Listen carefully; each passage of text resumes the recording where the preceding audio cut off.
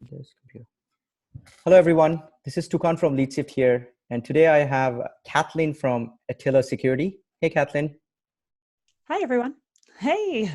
So I know the reason I reached out originally to you, Kathleen, was based on a LinkedIn post that you made maybe a couple weeks ago, where we had a dialogue where you were talking about your experiences as a marketer, what you are doing to help your sales team. Since then, what we have done is talking to our existing customers and prospects. One of the things we have found is there's a lot of uncertainty, there's a lot of fear because this is unprecedented times. So they are basically looking for guidance and advice. So what we said is, you know what?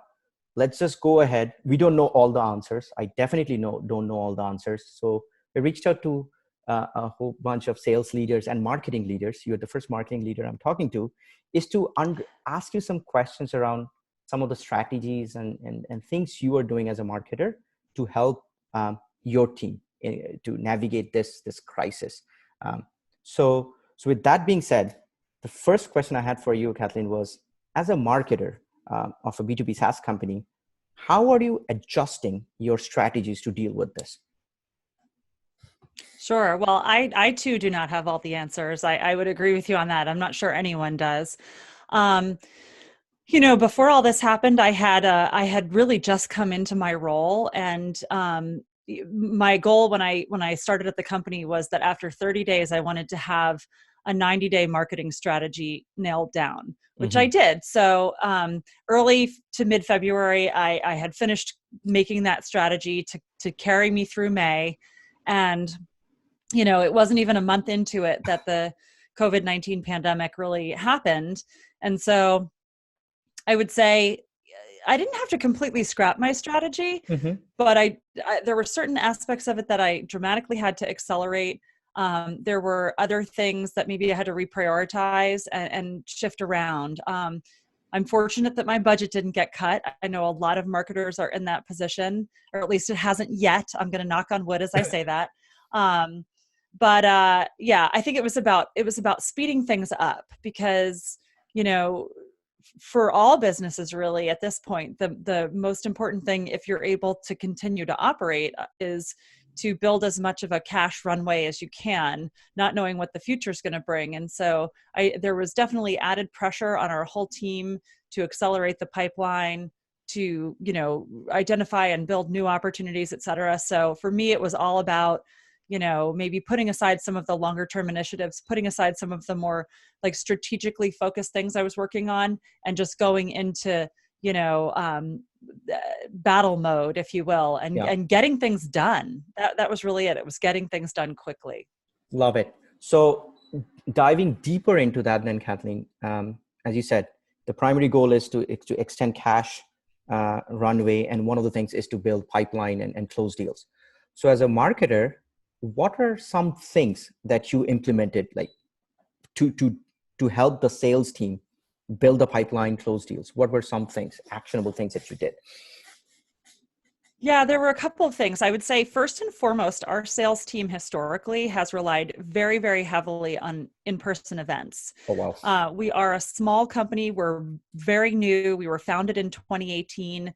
And while we're growing quickly, like many startups, not a lot of people have heard of us. So events were a great way of getting us in front of a really highly qualified audience quickly. When all the events got called off, I think that was the biggest thing for me, is thinking, what can I do to shift gears really quickly so that I can still deliver the equivalent of event leads to my sales team in the absence of these in-person events. So for me, what I did was I planned a day-long virtual summit.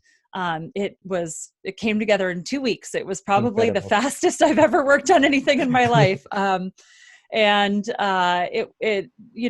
we're small. We don't have a big list. So for me, what made that event really successful was partnering with other companies that are targeting a similar audience. And so I reached out to a lot of other cybersecurity companies that are like-minded and potentially complementary in terms of what we do.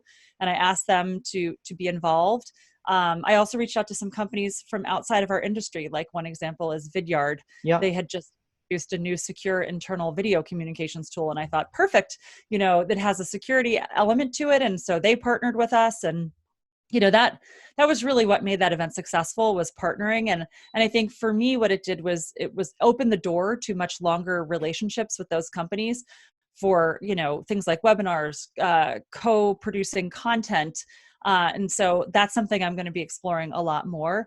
I would say the other big thing for me has just been all around content, and maybe shifting my focus a little bit away from some of the top of the funnel content that I might have had in my strategy towards more middle and bottom of the funnel content that's really more sales enablement oriented. Mm-hmm.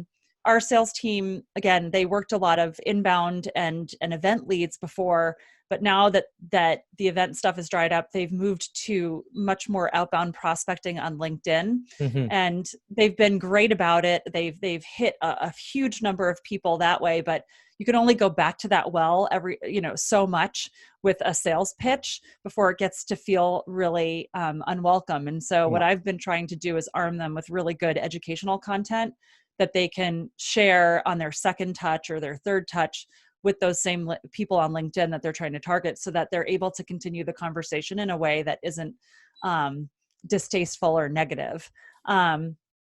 So I think those are really the big things. And then just honestly, the biggest thing for me is being empathetic towards the sales team. I've been in sales roles before, so I know even on a regular day how much pressure you're under to hit your targets, and that's so magnified right now. And so whereas I used to meet with the sales team once every week or two, I now sit in on their daily stand-ups so that I'm hearing everything that they're hearing in the market, and really trying hard to just listen and be responsive when it seems like they need some piece of content or some help with something. I did a training for them on how to use LinkedIn. Really, anything I can do within the bounds of my capacity, I'm trying to do for them right now. I love it. That's brilliant. So if I had to summarize, then first thing is, if your physical events are gone because of this crisis, move into something like a virtual event, partner up with complementary companies to reach a broader audience. Second thing is, create more bottom or middle of the funnel content that's helpful content that your sales team can use as a sales enablement material, and then work super closely, like literally sit in on their stand-ups just to see where you can add value, even if it's a LinkedIn training program. That's brilliant. Thank you so much, Kathleen. Yeah. Thanks a lot for that. Yeah. And thank you for having me. This was fun. No worries. Thanks. Cool.